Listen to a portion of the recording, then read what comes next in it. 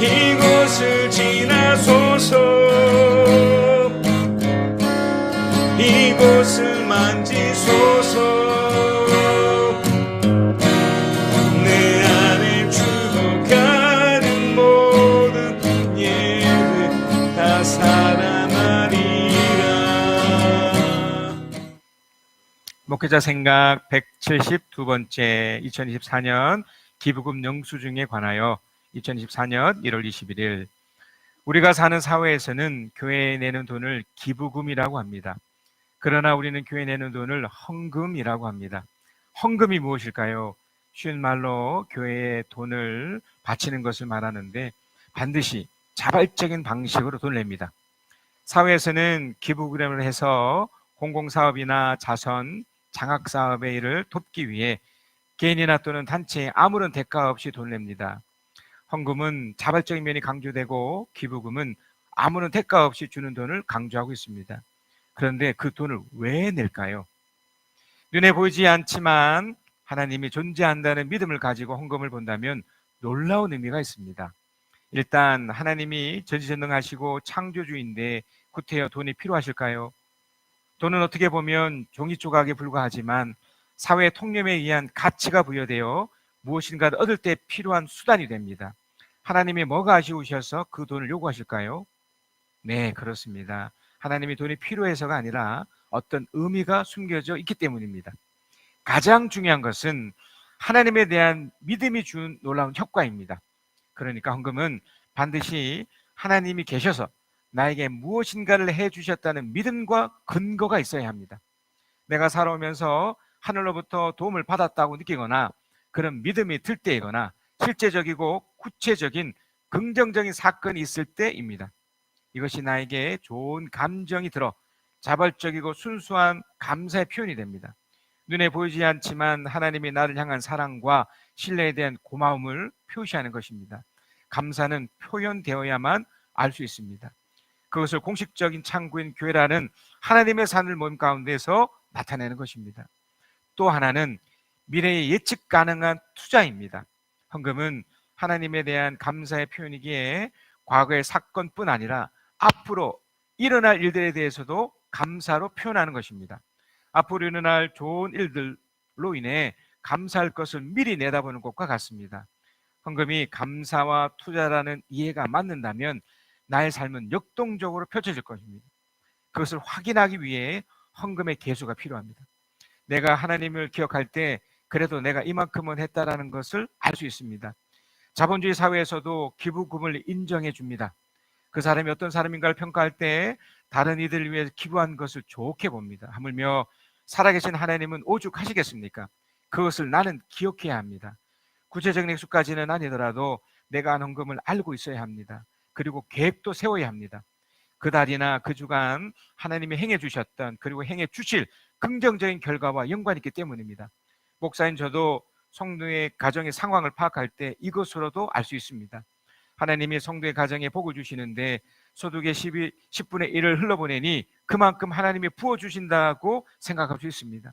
만약 헌금이 없다면 가난하든지 아니면 하나님의 재정의 복을 아직은 오지 않은 것입니다. 믿음의 차이일 수 있고 기복주의라고 해서 부정적인 견해도 있지만 자본주의 나라에서 그리고 하나님 나라에서 살아가는 중요한 방식이 바로 헌금입니다. 더 정확히 말하면 흘러보내기입니다. 헌금을 하지만 다시 하나님으로부터 돌려받고 흘러 들어오기 때문입니다. 2024년도 기부 영수증을 보니 작년에 비해서 조금씩 더 많아졌습니다. 그것은 긍정적인 변화입니다. 저를 포함한 성도의 가정에 재정적인 복을 부어주신다는 증거입니다. 저와 성도의 가정에 하늘의 신령한 복뿐 아니라 땅의 기름진 복도 누리고 있습니다. 그리고 누릴 것입니다. 교회적으로도 매년마다 조금씩 더 흘러보내려 합니다. 2025년도 기부 영수증을 가져가실 때는 2024년도 올해 누린 하나님의 복을 경험하시면서 흐뭇한 미소를 지으시길 축복합니다. 하나님의 축복을 가장 확실히 느낄 수 있고 볼 수 있는 장치가 사회에서 말하는 기부라는 것을 잊지 맙시다. 이번 주 주간에 주신 하나님의 말씀은 신명기 1장 24절에서 26절, 31절에서 33절. 뽑힌 사람들은 산지로 올라가서 에스골 골짜기에 이르기까지 그 땅을 두루 다니면서 탐지하였습니다. 그들은 그 땅에서 난 열매들을 따 가지고 내려와서 우리에게 보고하기를 주 우리의 하나님이 우리에게 주신 땅이 좋다고 하였습니다. 그러나 당신들은 주 당신들의 하나님의 말씀을 거역하고 올라가려고 하지 않았습니다. 또한 당신들은 주 당신들의 하나님이 마치 아버지가 아들을 돌본 것과 같이 당신들이 이곳에 이를 때까지 걸어온 그 모든 길에서 줄곧 당신들을 돌보아 주시는 것을 광야에서 직접 보았소. 그런데도 당신들은 아직도 주 당신들의 하나님을 믿지 않습니다. 당신들이 진칠 곳을 찾아 주시려고 당신들 앞에서 당신들을 인도하여 주셨는데도, 그리고 당신들이 갈 길을 보여 주시려고 밤에는 불기둥으로 낮에는 구름기둥으로 인도하여 주셨는데도 당신들은 아직도 주 당신들의 하나님을 믿지 않습니다. 여러분, 참 시간이 빠르게 지나가죠. 벌써 2024년도도 3주째입니다. 여러분, 2024년도에 대한 기대 또 소망하는 것을 아직도 갖고 계시나요? 아니면 벌써 잊어버리셨나요? 아마 어쩌면 하나님이 이미 이루어준 분도 계실 거고요. 또 앞으로 계속해서 그런 소망과 기대가 이루어질 것을 기대하면서 이렇게 믿음 가지고 이렇게 나가신 분도 있을 겁니다. 분명한 것은 그것이 반드시 이루어질 터인데 어떻게 이루어지는가를 봐야 되는 거예요. 그래서 오늘 본문 이야기가 그런 이야기가 진행되고 있습니다. 우리 저번 주에서도 마찬가지지만 그것이 이루어지기 위해서, 그러니까 하나님의 뜻 가운데 그것이 펼쳐지기 위해서는 우리가 갖춰줘야 될 것이 있습니다. 저번 주에 말씀드렸던 것은 그 첫 번째가 지혜의 분별력을 가져야 됩니다. 그것이 이제 축적되어서 경험이 되어서 그게 펼쳐져야 되거든요. 그래서 이런 사람들로 하여금 하나님 뭔가를 펼치시는데, 이것뿐만 아니라 이제 오늘 본문에 나타나는 이 두 번째 이것도 필요합니다. 자, 오늘 본문 신명기 1장 19절에서 21절입니다. 우리는 주 우리의 하나님이 우리에게 명하신 대로 하였습니다. 그러니까 이게 뭐냐면 지금 모세가 자신들에게 말씀하셨던 것들을 지금 붙잡고 있으면서 될 줄로 믿고 지금 나가고 있는 거죠. 그래서 명하신 대로, 우리에게 명하신 대로 하였습니다. 호렙을 떠나 우리가 본 그 크고 무서운 광야를 지나서 아모리 사람의 산지로 가는 길을 따라 가네스 바네까지 이르렀습니다. 그죠? 여기까지 이르렀어요. 그러니까 지금 이것이 약 40년 전의 일이에요. 출애굽을 하고 난 이후에 약 1년에서 2년 요 사이에 펼쳐졌던 일들이거든요.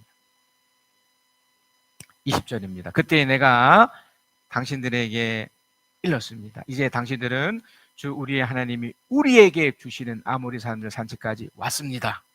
자, 그러면서 21절에 보십시오. 주 당신들의 하나님이 주신 땅이 당신들 앞에 있습니다. 주 당신들 조상의 하나님이 당신들에게 말씀하신 대로, 이게 중요하죠. 당신들에게 말씀하신 대로. 그러니까 이건 말씀하신 게 있었다는 거예요. 이전에 그 하나님의 사람들, 이후에 이제 아브라함에 관련된 얘기도 말씀드리겠지만, 그때부터 무려 4세대 전, 모세로부터 약 4세대 전에 그 아브라함부터 펼쳐졌던 그것들, 그러니까 요셉 그 이전까지 말씀대로 이루어졌다는 거예요. 주 당신 조상이 말씀하신 대로 올라가서 차지하십시오. 차지하라는 거죠. 이해되십니까? 우리가 2024년도 처음 시작했을 때도 비슷한 말씀이 있었죠. 올라가서 차지하라. 너의 것이다. 여러분, 이건 뭘 말씀하는 거냐면 하나님 우리에게 이미 축복을 부어주셨어요. 그래서 그 축복의 결과 중에 하나가 우리가 죽으면 천국 가는 거고요. 이 땅 가운데서 그 천국을 맛볼 수 있도록 하셨다는 겁니다. 그러니까 문제는 뭐냐면 분명히 그렇게 했는데 그것을 우리 못 가는 거예요. 여기도 나타난 것처럼 두려워하지도 말고 겁내지도 말아야 되는데 두려워요. 겁내는 거죠. 왜냐하면 그 이유도 계속 설명을 드리겠지만 뭔가가 있기 때문에. 한편으로 생각하면 이것도 이해가 돼요. 네. 우린 참 두려움이 많잖아요. 겁도 많지 않습니까? 저도 사실은요, 겁이 정말 많습니다. 두려움도 있고요. 자, 그런데, 자, 신명기 1장 22절에서 24절 계속해서 읽습니다. 그러나 당신들은 다 나에게 와서 이렇게 말했습니다. 뭐라고 말했냐면, 땅을 탐지할 사람들을 먼저 보내서 우리가 올라갈 길과 우리가 쳐들어갈 성읍들이 어떠한지 그 땅을 정찰하여 우리에게 보고하고자 하자. 그러니까 이게 충분히 있을 수 있는 거죠. 왜냐하면 눈에 보이지 않는 하나님의 말씀하시던 거잖아요. 그러니까 우리 입장에서도 그냥 귀로만 듣고 그냥 뭐 우리 성경을 통해서 우리는 아는 것 뿐이니까 어떻게 보면 허황될 수 있잖아요. 그러니까 그게 진짜인지 가짜인지 우리 확인해 보자. 그러니까 이런 태도는 절대 나쁘지 않거든요. 그러니까 모세도 그렇게 느꼈고 또 믿음의 사람들, 그러니까 그 당시에 믿음의 사람들이죠. 지혜 분별을 가진 이 사람들도 분명히 여기까지 이제 이렇게 한 거예요. 그래서 실제로 그 사람들을 보냅니다. 23절, 내가 듣기에도 그 말은 옳은 말이어서 나는 각 집회에서 한 사람씩 12사람을 뽑았습니다. 이 12사람 뽑은 게 바로 제가 저번에 말씀드렸던 그 탁월했던 그 사람들이잖아요. 지혜 분별을 갖추고 또 오랜 경험이 있었던 아주 뛰어나고 훌륭한 이 사람들을 뽑아서 보낸 거예요. 그리고 24절, 뽑힌 사람들은 산지로 올라가서 에솔 골짜기에 이르기까지 그 땅을 두루 다니면서 탐지하였습니다. 그죠? 분명히 확인했습니다. 그러니까 하나님 말씀을 때로는 우리가 믿음을 떠나서 한번 확인해 볼 필요가 있죠. 그러니까 믿음이 처음부터 강해질 수 없기 때문에 그렇지 않겠습니까? 그래서 확인 차원에서도 이게 필요한 건데, 자, 신명기 1장 25절입니다. 그들은 그 땅에서 난 열매를 따가지고 이게 약 40일 동안 저 위쪽에서 아래쪽까지 돌았단 말입니다. 지금의 그 이스라엘 땅입니다. 열매들을 따가지고 내려와서 우리에게 보고하기를 주 우리 하나님이 우리에게 주신 땅이 좋다고 했다는 거예요. 여기까지 확인된 거예요. 그러니까 하나님 우리에게 말씀하시는 것은 일단 분명해요. 여러분에게 축복과 여러 가지를 주실 것이라고 확신할 수 있습니다. 제 문제는 뭐냐면 이것을 받아들일 때 일어나는 또 다른 일들이에요. 부정적인 일들이 딱 생겼을 때거든요. 신명기 1장 26절입니다. 그러나 당신들은 주 당신들이 하나님의 말씀을 거역하고 올라가려고 하지 않았습니다. 확인했어요, 분명히.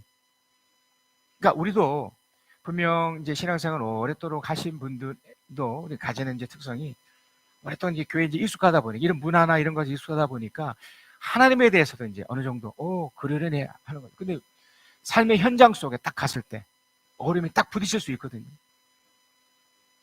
뭐 자기에게 직접 당하지 않더라도 주위에 그 가장 가까운 사람에게 불행한 일이 딱 닥쳤을 때 이 고민이 되는 거죠. 이런 거야? 그래서 여기에서 이게 뭔가를 찾아내셔야 되는데 이게 안 찾아져요.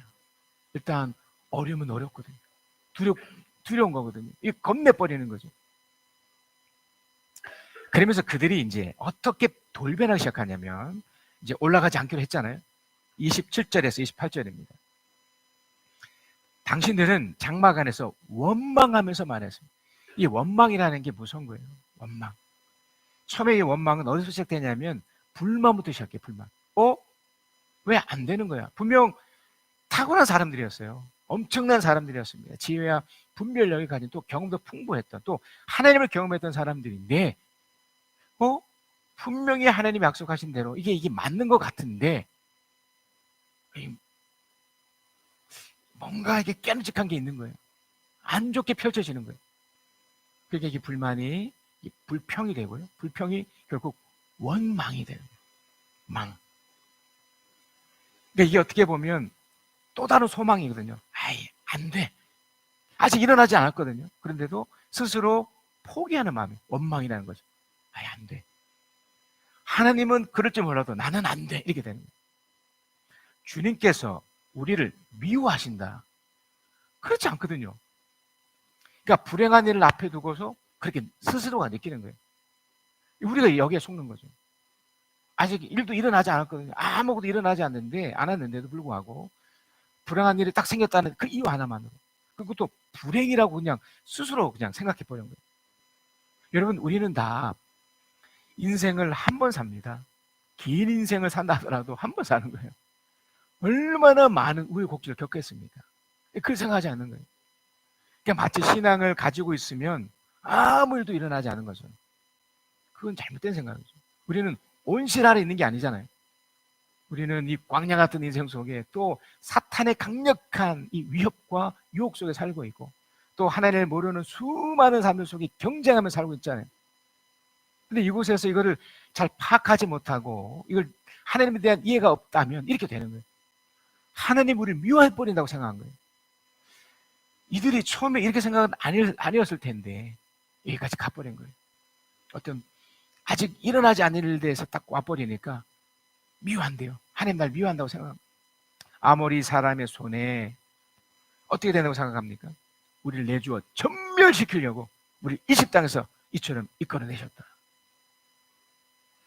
제가 부모가 되어 보니까, 내가 아버지가 되어 보니까요, 참 이 아이하고 소통할 때, 또 우리 젊은 친구들하고 소통할 때, 그러니까 내가 가지는 마음과 상대방의 마음이 이렇게 다를 때 이런 오해가 할 수 있거든요. 그러니까 어떤 문제를 가지고 저는 이제 막 화를 내요. 그러면 그 상대방 입장에서는 화만 보거든요. 왜 화를 내지? 이게 화낼 만 일이야? 이렇게 하는 거죠. 근데 제가 부모가 되어 보니까 앞뒤 뭐 이런 걸 다 가리지 않고 화가 불쑥 나는 건 뭐냐면 점핑해 버렸던 거죠. 그러니까 처음에 가졌던 생각, 내가 너를 사랑하고 축복하고 이 모든 마음이 있지만 어떤 일들이 딱 펼쳐졌을 때 그런 것은 이제 일단 뒤로 하고 화부터 팍 나는 거예요. 그러니까 하나님 입장에서도 어떻게 보면 그 상대방에서 우리 사람들이 펼쳐진 일들이 뭔가 문제가 있었을 때 화를 탁 이렇게 내실 수 있는데 우리는 그것만 보는 거죠. 그 이면에 감춰 있는 하나님의 하나님의 의도, 하나님의 축복된 그 무엇인가를 놓치는 거죠. 그러니까 이 사람들이, 이 탁월한 이 사람들이 하나님 미워하신다고 여기버리고 나를 전멸시킨다고 여긴 거예요. 물론 이 사람들 입장에서도 이렇게 생각할 수 있을 거라고 생각을 해요. 결국 뭡니까? 하나님을 몰라서 이런 거잖아요. 26절, 우리가 왜 그곳으로 가야 한단 말이냐? 무모한 일이다. 분명히 가라고 했는데, 찾아오면 준다고 했는데, 그 땅을 탐지하고 돌아온 우리의 형제들은 그곳 사람들이 우리보다 힘이 훨씬 더 세고 키가 크고 성읍은 하늘에 닿듯이 높은 성벽으로 둘러싸여 있다. 거기에는 안악 자손까지 산다고 하지 않았느냐? 하나님이 이걸 몰랐겠습니까? 이걸 몰라서 그걸 가라고 했겠냐고요. 분명히 하나님이 뭔가 있을 텐데도 불구하고, 그렇죠. 어떻게 보면 워낙 이렇게 지혜가 분별력이 있다 보니 이것까지 이제 감지해갖고 못 가. 두려움과 겁냄이 이 사람을 속이게 만든 거예요. 그러니까 있을 수 있거든요. 이런 일이 있을 수 있지만 또 다른 걸 생각했었어야 되거든요. 그러니까 하나님 얼마나 답답하시겠습니까? 모세도 참 답답한데, 인간인 나도 이렇게 답답한데 어떨 것 같습니까, 여러분? 그래서 여러분, 모세가 이런 표현을 합니다. 신명기 1장 29절에서 30절. 그때에 내가 당신들에게 이렇게 말했습니다. 그때니까 벌써 40년 전 이야기거든요. 38년 전 이야기란 말이죠. 그들을 무서워하지도 말고 두려워하지도 마시오. 당신들 앞에서 당신들을 인도하여 주시는 주 당신들의 하나님은 이집트에서 당신들이 보는 앞에서 당신들을 대신하여 모든 일을 하신 것 같이 이제도 당신들을 대신하여 싸우실 겁니다. 한번 가봅시다. 압니다. 그 뭐 두렵고 뭐 겁낼 만한 하지만 그럼 가봅시다 일단. 이거거든요. 그러니까 이제 지레 겁먹은 거예요. 지레 이제 두려운 거죠. 이제 우리는 이미 답을 알고 있으니까 뭐 이런 답을 할 수 있지만 어쩌면 그 당시 속에서는 좀 이럴 수 있겠죠. 그러니까 여러분, 왜 겁을 내고 왜 그랬을까요? 결국 결정적인 것이 그 다음 표현에 나옵니다. 신명기 1장 31절로 33절. 또한 당신들은 주 당신들의 하나님이 마치 아버지가 아들을 돌본 것 같이 당신들이 이곳에 이를 때까지 걸은 그 모든 게 줄곧 당신들을 돌봐 주시는 것을 광야에서 어떻게 했습니까? 직접 보았어. 그러니까 경험성이 이미 있어요. 여러분, 사람에겐 양심이 있기 때문에 아무리 약하고 똑똑한 사람도 그게 느낀다고요. 그 감옥에 있는 사람들에게도 그의 부모나 아니면 뭐 아내나 뭐 자녀를 보여주면 흔들리게 되어 있거든요. 그러니까 안다고, 이것이 나한테 이게 잘못된 일이구나, 이게 내 부모에게 내 자녀에게 잘못된 일 안다고. 근데 그걸 그냥 놔두는 거죠. 그냥 난 이대로 막, 이게 정말 악한 거죠. 그러니까 지금 이 사람들이 사실 알고 있었어요. 그러니까 하나님이 도와줄 것도 알고 있음에도 불구하고 자신들의 그 어떠함을 더 부각하고 싶은 거예요. 두려워요. 겁내고 있는데도 불구하고 자신의 이것을 더 막 이렇게 드러내고 싶었던 겁니다. 계속 읽습니다. 32절. 그런데도 당신들은 아직도 주 당신의 하나님을 믿지 않습니다. 이거죠, 이거. 믿지 않은 거예요. 신뢰하지 않은 거예요. 예, 이후에 또 이유를 설명드리겠지만, 이게 어떻게 보면 일부러 안 믿는 거예요. 일부러. 알면서 안 믿는 거예요.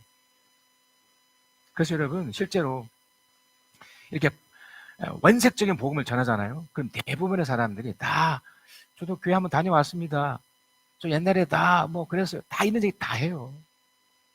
여러분, 지금 복음으로 인해서 있는 방송도요, 무려 5개나 됩니다. 공식적인 방송이.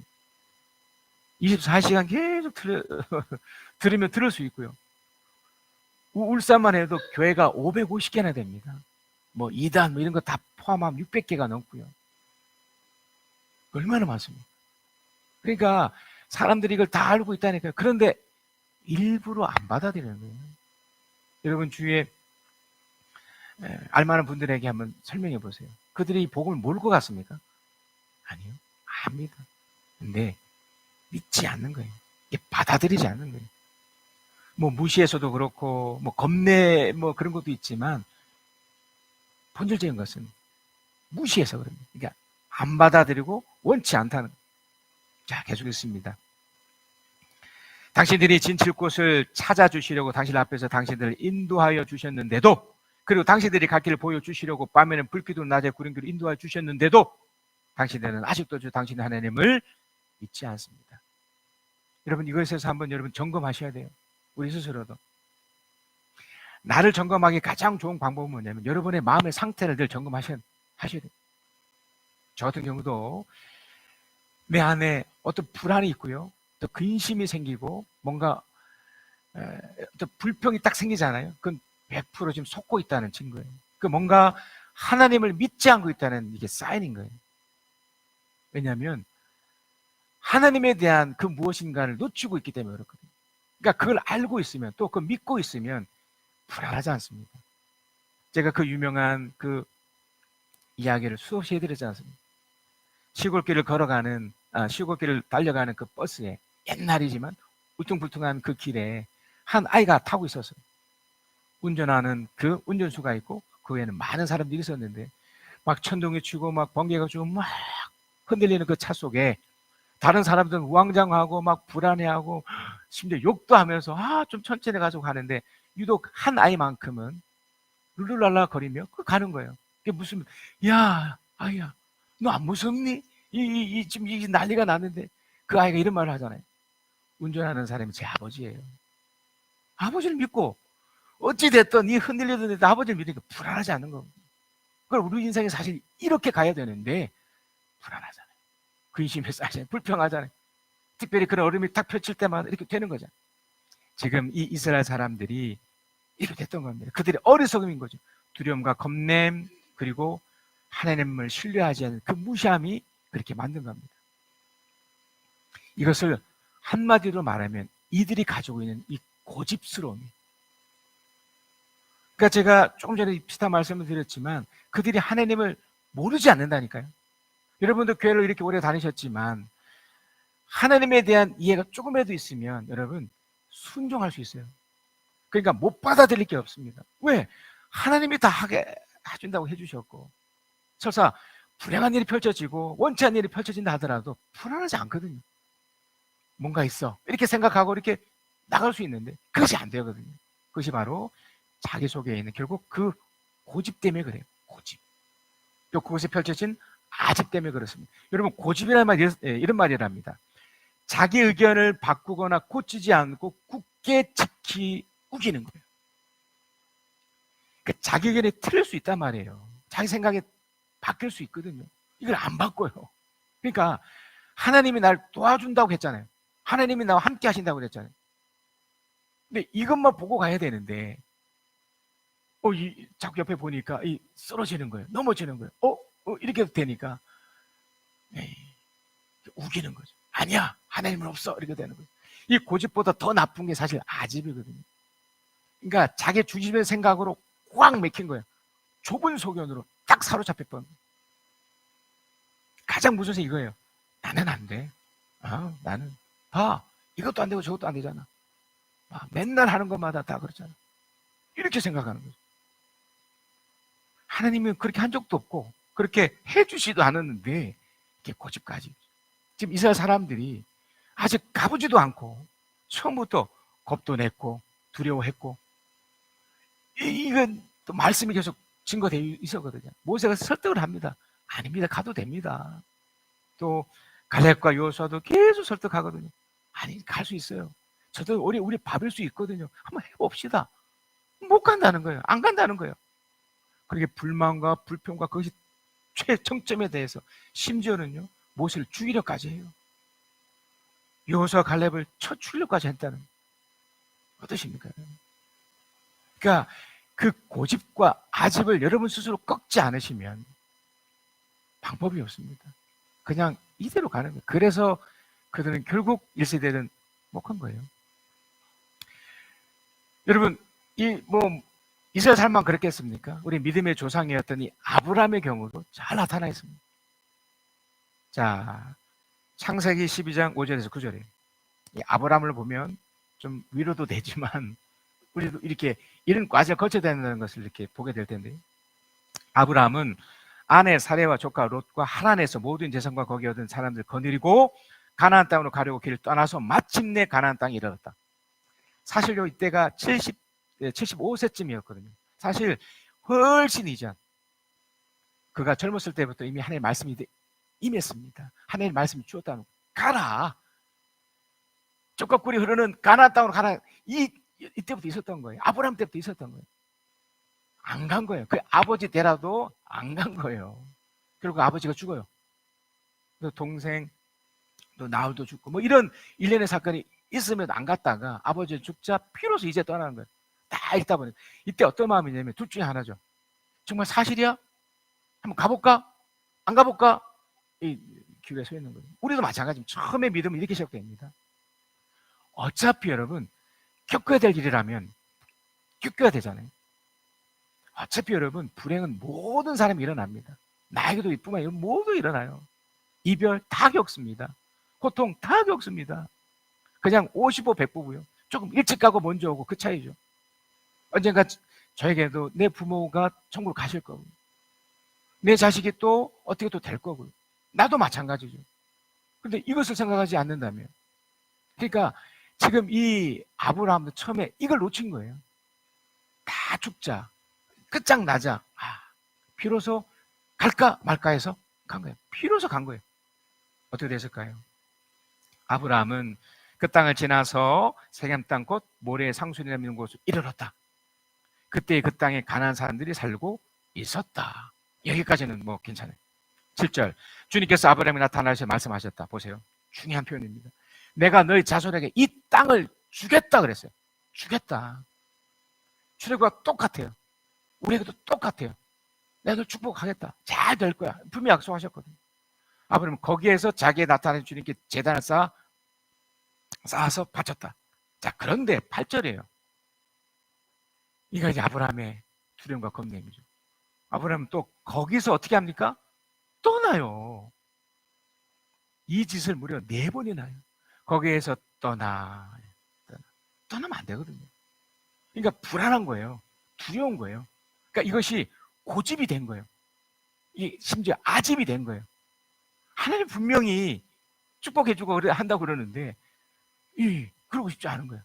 싫어요. 나는 내 마음대로 할 거예요. 떠나는 거예요. 배 동쪽에 있는 산간제는 옮겨 잘못 쳤다. 또 서쪽 베델의 동쪽 아이디다. 그리고 아브라함 거기에서도 제단을 쌓고 이렇게 바치고 주님 이름을 부르며 예배를 드렸다. 자, 9절에 아브라함은 또 길을 떠나 줄곧 남쪽으로 가서 네겝에 이르렀다. 이게 총 4번 이렇게 해요. 그게 뭡니까? 무지무지 고집스러운 사람이 아브라함이었던 거예요. 무지무지 아직, 그러니까 우리랑 똑같아요.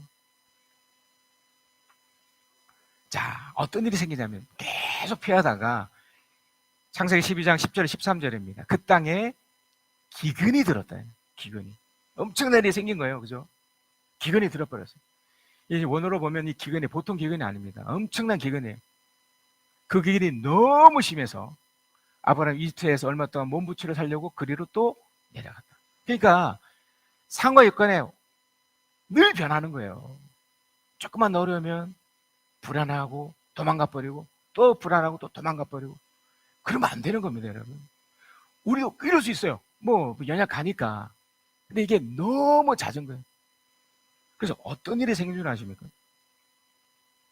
11절 이집트에 가까이 이르렀을 때 그는 아내 사라에게 말하였어.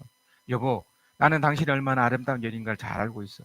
이집트 사람들이 당신을 보고서 당신이 나의 아내라는 것을 알면 나는 죽이고 당신 살릴 것이오. 그러니까 당신 나의 누이라고 하시오. 그렇게 하여 내가 당신 덕분에 대접을 잘 받고 또 당신 덕분에 이 목숨을 부지할 수 있을 거예요. 굉장히 지혜의 분별력을 발휘한 것 같죠? 아니, 뺏겨요. 어떻게 생각하세요, 여러분? 그러니까 이게 자기 고집과 아집을 펼친 결과라니까요. 그러니까 어차피 여러분 이런 일을 겪을 거면 처음부터 아예 하나님 말씀 붙잡고 나가보는 거예요. 그러니까 기근이 뭐 안 생길 수 없다면 기근이 있어도 견뎌보는 거예요. 이겨보는 거예요. 실제로 이후에 이삭에게도 똑같은 일이 발생하는데 이삭은 견뎠어요. 물론 하나님의 설득이 있었지만 이삭은 이집트로 안 가요. 다행히 그 그라리에 딱 머물게 되는데 이런 일이 반복이 돼요. 아브라함에게 있어서. 이게 70대 중후반 때 일이라면 90대 중 무려 20년 지나 똑같은 일이 또 펼쳐져요. 창세기 20장 1절에서 1절입니다. 아브라함은 마블의 4개 지역으로 옮겨가서 계속 옮겨요. 조금만 힘들면 옮기고 또 옮기고 계속 아브라함이 이랬거든요. 옮겨가서 가네스 수르의 사이에 살았다. 아브라함은 그랄에 잠시 머물 적이 있는데 그랄도 안 됐던 건데 머물 적이 있는데 거기에서 아브라함이 자기 아내 사라를 사람들에게 자기 누이라고 소개했으므로 그랄로 아브라함이 사라를 보낸 사라를 데려 또 뺏겨요. 하나도 성장하지 않았어요. 하나도 성숙되지 않았어요. 20년이돼 20년. 어떻게 생각하세요? 그러니까 여러분 계속해서 말씀드리지만 결정하셔야 돼요. 어차피 이런 일을 겪게 되면 믿음 가지고 말씀 앞에서 한번 다가보든지. 이게 두려워서 이러는 거잖아요. 왜 아내를 누이라고 속여요? 내 아내입니다. 근데 죽으면 죽겠습니다. 이렇게 갔었어야 되는데 이렇게 못한 거거든요. 자, 창세기 20장 9절에서 12절입니다. 아비멜렉이 더 똑똑해요. 보세요. 아비멜렉은 아브라함 불러는 호통을 쳤다. 당신은 어찌하여 우리에게 이렇게 하였어? 내가 당신에게 무슨 잘못을 저질렀기에 나와 내 나라가 이 크나큰 죄에 빠질 뻔했단 말이에요. 당신은 나에게 해서는 안 될 일을 한 거예요. 해서는 안 될 일을 한 거예요. 그러니까 이 두려움과 겁냄, 이 고집과 아집이 이렇게까지 된 거예요. 본인뿐만 아니라 다른 사람을 죽일 뻔한 거예요. 하나님이 쳐버릴 수 있으면 어찌 뻔했습니까? 안 될 일을 했대잖아요.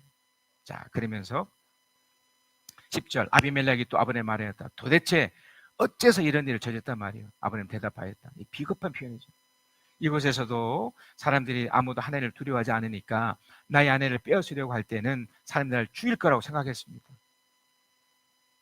그러나 사실 말씀드린 나의 아내가 나의 누이라는 것을 틀린 말은 아닙니다. 아내는 나와는 어머니는 다르지만 아버지와 같은 이병두이기 때문입니다. 맞는 얘기지만 이게 비겁하지 않나요?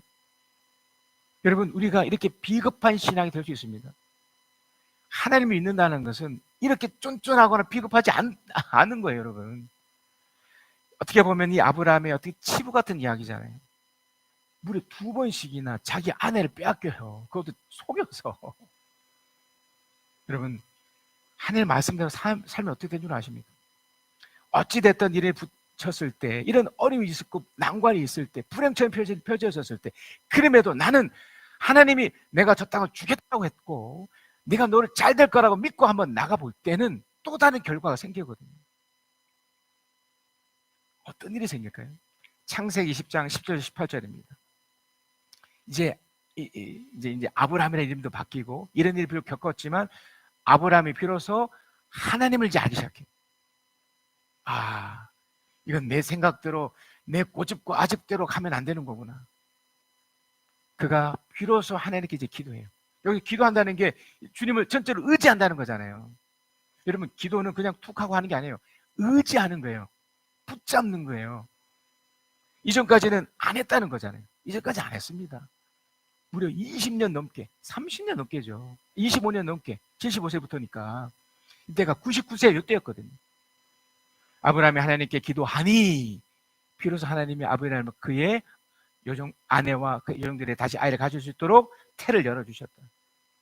이게 기도거든요. 그러니까 비로소 뭐냐면 아브라함이 비로소 고집과 아집을 버렸다는 증거예요. 이게 응답받은 거니까. 여러분 이해되시나요? 이를 누리셔야 됩니다. 또 어떤 일이 펼쳐졌을까요? 창세기 21장 1절에서 5절입니다. 주님께서는 말씀하신 대로 사례를 돌보셨다. 아이를 못 낳는 사람이잖아요. 그렇죠. 90세였으니까 도저히 아이를 낳을 수 없는 몸인데 낳게 하시잖아요. 그러니까 이 결정이 뭐라고 그랬습니까? 아브라함도 그렇고 있을 수 없는 일인데도 불구하고 어떻게 보면 좀 조롱하는 것 같잖아요. 아니 지금 내가 이 90세에서 애를 낳을 수 있다. 실제로 살아도 투덜투덜 거렸단 말이에요. 불평을 했습니다. 불만도 가졌고요. 원망도 했을 겁니다. 이 나이에 무슨 이렇게 된 거잖아요. 근데 하나님 말씀하셨잖아요. 하나님 말씀하셨잖아요. 그걸 좀 전에 아브라함도 그랬지만 사라도 그걸 이제는 어떻게 합니까? 받아들여. 어차피 못 낳을 수 있지만 하나님 말씀하셨으니까 내가 한번 붙잡아봐야지. 이렇게 된 거예요. 주께서 말씀하신 대로 사라를 돌보셨다. 어떻게 됐나요? 사라가 약속하신 것을 주께서 그대로 이루시니 2절 사라가 임신하였고 하나님 아브라함에게 약속하신 바로 그때가 사라와 늙은 아브라함 사이에 아들이 태어났다. 이게 어떻게 보면 기적이지만 어떻게 보면 당연한 결과예요. 안 믿으니까, 못 받아들였으니까. 그래서 이 아브라함이 어떻게 이제 바뀌기 시작하냐면 이때가 어떤 정점이에요. 이때 99세, 그러니까 100세죠, 100세. 어떻게 바뀌기 시작하냐면 3절입니다. 아브라함은 사라가 낳아준 아들에게 이삭이라고 이름을 지어줬다. 이삭도 하나님이 지어준 이름이에요. 에이 하나님 내 마음대로 할게요. No. 하나님 말씀하신 대로 그거 붙잡고 이삭을 지어라. 예. 4절 이삭이 태어난 지 열흘 만에 아브라함 하나님 분부하신 대로 그 아이를 할례를 베풀었다. 하나님 간 거예요. 할례 고통 있잖아요. 포경수리인데 베풀어 하라는 대로 한 거예요. 이를 이삭을 보았을 때 그의 나이가 100살이었다. 놀라운 일이 일어났습니다. 엄청난 일이 일어났습니다. 제가 정말 많은 이야기가 있지만 이제 결론을 말씀드리겠습니다. 창세기 22장 15절에서 19절입니다. 결론입니다. 주님의 천사가 하늘에서 두 번째로 아브라함에게 불러서 말했다. 주님의 말씀이다. 주님의 말씀. 여러분 이걸 그대로 붙잡으셔야 돼요. 여러분 우리도 똑같습니다. 아셨죠? 주님의 말씀이 이건 아브라함에게 줄 뿐만 아니라 모세에게 줄 뿐만 아니라 이스라엘 사람이 우리에게도 똑같이 주는 거예요. 네가 이렇게 너의 아들까지 너의 외아들까지 아끼지 않았으니 내가 반드시 17절이면 내가 반드시 너희 큰 복을 주며 너희 자손이 크게 불어나서 하늘의 별처럼 바닷가 모래처럼 많아지게 하겠다. 너희 자손은 원수의 성을 차지할 것이다. 네가 나에게 복종하였으니 이게 중요하죠. 복종하였으니 여기 뭐가 들어있나요? 나의 고집과 나의 아집을 내려놓은 거예요. 버린 거예요. 복종하였으니 세상 모든 민족이 네 자손의 덕을 입어서 복을 받게 될 것이다. 여러분 때문에 여러분의 아내가, 여러분의 남편이, 여러분의 자녀가 복 받는 거예요. 이 말씀대로 되는 거예요. 19절 우리 아브라함이 그의 종들에게 돌아왔다. 그들은 브엘세바 쪽으로 길을 떠났다. 아브라함은 브엘세바에서 살았다. 이후에 브엘세바 떠나지 않아요. 여기서 계속 쭉쭉 살아갑니다. 어려움이 와도. 여러분, 하나님이 우리에게 놀라운 일을 행하시리라 믿습니다. 이 말씀을 잘 붙잡고 포기하지 마시고, 네, 잘 버티시면, 또 고집과직을 내려놓으시고 펴뜨시면 연락이 펴졌습니다. 그래서 여러분, 주의 말씀을 붙잡는 게 중요해요. 창세기 22장 19절 말씀도 있지 않습니까? 내가 반드시 너에게 큰 복을 주며 그래서 그 땅을 차지할 것이다 라고 약속하신, 그 붙잡으시면 돼요. 그 말씀이 비춰질 때 그걸 붙잡으시면 됩니다. 그때 나는 감사로 받으시면 돼요. 겸손하게, 에이 아닙니다 이렇게 하지 마시고 감사하게 겸손하게 주의 임재로 받아들이면서 쭉 나가면 이루어집니다. 주 말씀 내 삶 비출 때 감사하게 하소서. 내게 주신 말씀, 그 말씀을 따라 살아가게 하소서. 주 말씀 내 삶 비출 때 겸손하게 하소서. 내게 주신 말씀 나의 삶 되어 주를 닮게 하소서. 주의 말씀은 내 발의 등이요 내 길의 빛이 되시니 그 말씀 따라 한 걸음 또 한 걸음 살아가게 하소. 깨닫게 하소서. 깨닫게 하소서. 나를 가르치소서. 주 말씀 떠나지 않게 하소서. 깨닫게 하소서. 나를 가르치소서. 주 말씀 떠나지 않게 하소서. 주의 말씀은 내 발의 등이요 내 길의 빛이 되시니 그 말씀 따라 한 걸음 또 한 걸음 살아가게 하소서.